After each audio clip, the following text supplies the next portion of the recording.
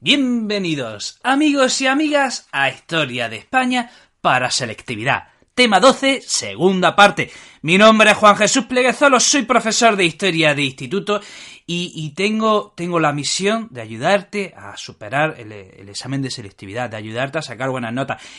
Pero también deseo, pues, amenizarte el rato, incluso hacer que la historia de España te guste, que pase un rato agradable. Es complicado, sé que es complicado, pero bueno, ahí yo lo intento. Antes de empezar con el programa, quiero recordarte una cosa muy very important. Si te gusta cómo cuento la historia, si te gusta la manera que tengo de ver la educación, puedes adquirir mi libro Como una historia en Amazon. Empecemos con el programa, que sé que estás deseando, que te mueres de ganas de saber qué diablos pasó con la Constitución del 69. Has visto el título y has dicho, ¡pardiez! ¿Qué pasó? Quiero saberlo, pues te lo voy a contar. Vamos a ver, la Constitución del 69. Bueno, antes, no nos aceleremos, hagamos un contexto. ¿Qué sucedió? Estamos, señores, 1868-1874. ¿Qué sucede en esos 6 años? ¿Cómo llamamos a ese periodo? Le llamamos sexenio democrático, u otros libros también le llaman sexenio revolucionario. ¿Y qué pasa en 6 años? Pues la Virgen, pues pasó de todo. O sea, pasó de todo. No pasaron más cosas porque es que ya no se podía. Pero pasó todo en esos 6 años. Por ejemplo, Isabel II es derrocada, viene una nueva dinastía, se proclama la Primera República, viene una dictadura, llega la Restauración. Nene, 6 años, estaba la cosa, los periodistas no daban abasto. Entonces, vamos a 1868, Revolución de 1868. 3 tipos llamados Prim, Serrano y Topete empiezan la revolución en Cádiz, 19 de septiembre de 1868. Ya hemos dicho, yo creo que lo comentó ya en la temporada anterior, Cádiz venía a ser un poco el distrito 13 del siglo XIX.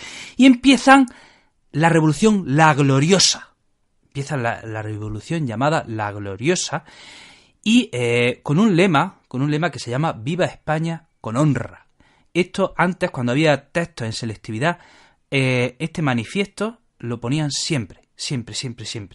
Entonces, empieza La Gloriosa en Cádiz, 19 de septiembre del 68, con un lema que llamado Viva España con honra. Y bueno, las tropas rebeldes de Prim, Serrano y Topete se enfrentan a las tropas realistas en el puente de Alcolea y son derrotadas. Pues son derrotadas. Isabel II se tiene que ir, ¿a dónde? Pues a donde se van todos los Borbones, a Francia. Entonces se establece una junta revolucionaria encabezada por Serrano que empieza a aprobar decretos progresistas y convoca elecciones por sufragio universal masculino. Yeah. Bueno, o sea, es un avance, ya sé que faltan la mitad de la población, las mujeres no pueden votar, pero esto, sufragio universal masculino, respecto a lo que había antes, ya era un gran avance. Entonces, gobiernan, sacan mayoría y gobierna una coalición de partidos progresistas, unionistas y demócratas. Aunque, atención, también tiene representación en el Congreso los republicanos. Y bueno, ¿y qué hace este Congreso? ¿Qué hace este Congreso elegido? Una nueva Constitución.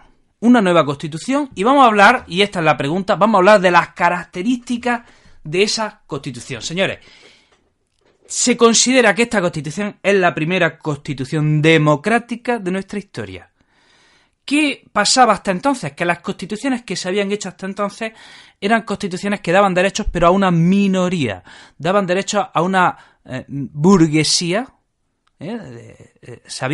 Los liberales luchaban contra los nobles, pero al final los liberales luchaban contra los nobles para darse derechos a sí mismos, pero al pueblo llano, a la mayoría del pueblo llano que le diesen. O sea, los liberales luchaban por sí, pero no por la mayoría de la clase, no por la mayoría del pueblo. Sin embargo, ahora sí hablamos de una constitución democrática. Se establece en esta constitución que la forma de gobierno es una monarquía constitucional, un rey y una constitución. Se establece el sufragio universal masculino. Ya digo, esto es, efectivamente, aún nos falta la mitad de la población. La mujer podrá votar en la Segunda República, ya lo veremos, pero respecto a lo que había antes, es un avance. ¿Por qué? Porque hasta entonces había sufragio censitario. ¿Qué significa? Solo podían votar una parte de la población masculina con una elevada renta. Pero ahora ya tenemos sufragio universal masculino. Y esto es lo importante, señores. Se conceden una amplitud, se reconocen amplios derechos individuales. Por ejemplo, la libertad de expresión. Libertad de expresión. Qué importante esto. Yo aquí siempre que llego a estos temas hago un gran debate con mis alumnos, de estos que mis alumnos, sí, debate, profe, así nos damos clase, sobre la libertad de expresión, que tengo la sensación, no sé qué piensan ustedes, de que hoy día vivimos malos tiempos para la libertad de expresión. Señores, derecho a la reunión, se recoge en la Constitución el derecho a la reunión. Se permite que la gente se pueda reunir para hablar de lo que quiera, por ejemplo, para fundar un partido, para fundar un sindicato. Atención, se reconoce el derecho a la inviolabilidad del domicilio. Nadie... ¿Qué se consigue con esto? Que el poder no pueda abusar del individuo y entrar a tu casa porque sí. No. Tu domicilio es inviolable. Y atención, fíjense de lo que se preocupaban, algo que también, por desgracia, tenemos que recuperar. Se reconoce el derecho a la inviolabilidad de la correspondencia. Toma ya. O sea, esta gente se nos ha adelantado 150 años. Por favor, que se recupere este derecho, que es muy importante. Muy importante, se establece que el poder legislativo está en las Cortes. Y aquí hago un paréntesis porque quiero explicar un concepto que ya he explicado 80 veces, pero lo quiero explicar 81 porque es muy importante. Señores, ¿cuántos poderes hay? ¿Cuántos poderes hay? Muy bien, poder legislativo, ejecutivo y judicial. Poder ejecutivo ejecuta la ley, poder legislativo hace la ley, poder judicial administra la ley. ¿Quién tiene el poder judicial? Los jueces. ¿Quién tiene el poder legislativo? Los políticos del Congreso. ¿Quién tiene el poder ejecutivo? Pues hoy día hablamos de policía y guardia civil. En el siglo XIX quizá hablaríamos más del ejército, ¿vale? Esos son los tres poderes. Y aquí viene lo importante. Aquí viene esa idea que yo le digo a los alumnos. Si la entiendes, te doy el 10. O sea, si entiendes esta idea, te pongo un 10. O sea, que termine el curso firmo. Que termine el curso y que solo te hayas quedado con esta idea que voy a decir. Porque es fundamental, señores, los tres poderes. ¿Por qué tienen que estar separados? ¿Por qué tienen que estar separados? Porque si los tres poderes están separados, se pueden vigilar uno a otro y evitar que uno de los tres poderes derive en la corrupción. Porque si uno de los tres poderes deriva en corrupción o en tiranía, los otros dos poderes sirven de contrapeso y podrán salvaguardar los derechos del ciudadano. ¿Cuál es el problema? Que cuando los tres poderes están juntos, si se corrompe el poder, ¿a quién recurre el ciudadano? A nadie, no tiene a quién recurrir. Pero si los tres poderes están separados y el poder legislativo se corrompe, o bien el judicial o bien el legislativo, los ciudadanos podemos recurrir a los otros dos poderes para que nos protejan. Bien, espero que esto se haya entendido porque es muy importante. Entonces decimos que el poder legislativo está en las Cortes, ¿vale? Otra cosa importante, en la Constitución se reconoce el culto católico como oficial del Estado, pero se permite el ejercicio de otras religiones. Se permite el ejercicio de otras religiones. Fíjense, vamos a leer algunos de los artículos de esta Constitución que me parecen muy bonitos y muy interesantes. Miren, en el artículo 2, nada menos y nada más, dice: ningún español ni extranjero podrá ser detenido ni preso sino por causa de delito. ¿Esto qué viene a decir? Habla de la presunción de inocencia. O sea, nadie te puede detener si no hay pruebas. Si no has hecho nada, nadie te puede detener.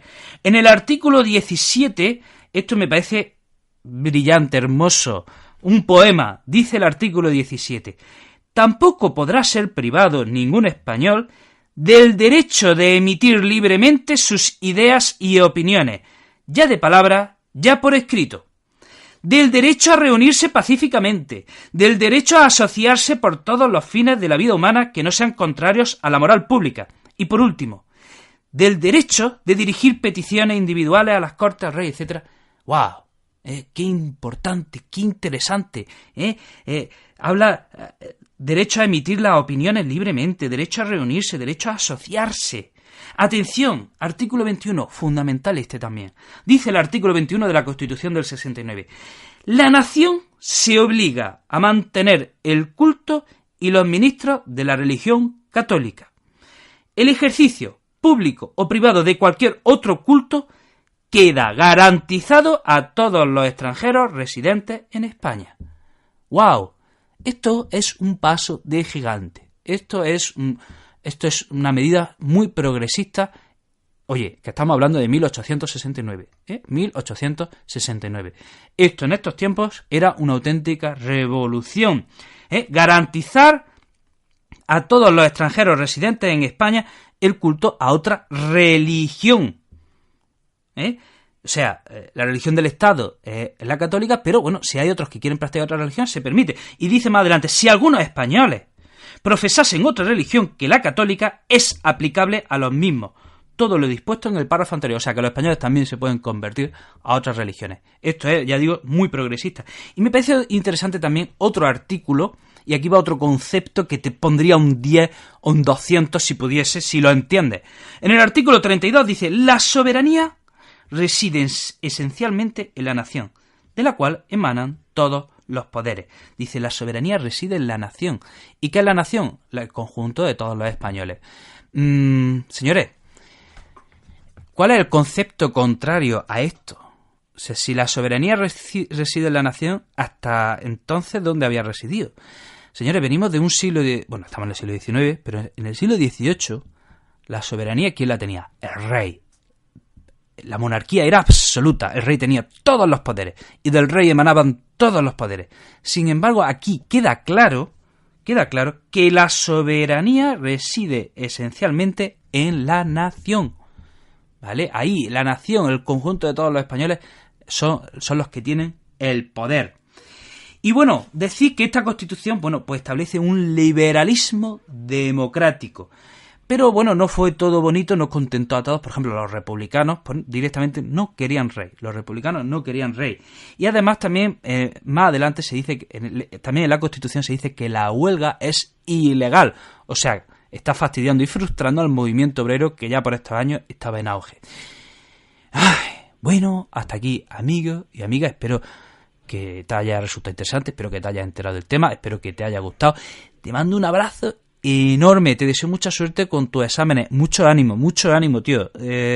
Ánimo, ¿vale? No te rindas, never give up. Te recuerdo que puedes, si quieres estar al tanto de todos mis proyectos, pues puedes seguirme en mi cuenta de Instagram, El Profesor Inquieto. Te mando un fuerte abrazo, te deseo lo mejor y te espero en el próximo programa. Chao.